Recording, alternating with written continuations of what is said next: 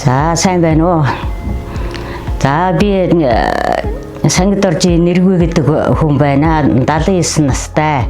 Өөрийнхөө сэтгэлд орсон юмыг хийж болмоор юм хий гэж бодсон. Тэгээд манай ээж биднэрт лооз малгай хийж өгдөг байсан. Тэгэл лооз малгай хийх юм байна. Чин дээр үеэсээ уламжилттай юм чин лооз малгай хий гэж бодоод тэгээд чадахгүй хэрнээ тэгэл хийхийг хичээгээл оролдоод тэгэл муухай сайхан юм хийж байгаа. Тэгээд одоо 6-7 жил хийж байна. Тэгээд сүүлдээ аваа гаршаад хийж байна. Тэгээд одоо хөдөлмөр халамжид нэг Ахмадын амьдралыг дэмжих тийм төсөл гэдэг юу байсныг фейсээс хараад юунд очсон.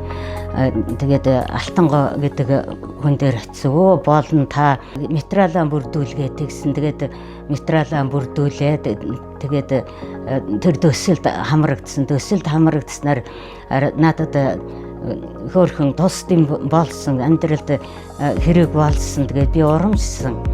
За энэ хөдөлгөөрт хамрагдсанараа миний ажилд их тусдим болсон. За баярлалаа хүүхдүүд минь. Яста баярлж байна. Сайхан төсөлд хамрагдуулж өгсөн та нартаа баярлж байна.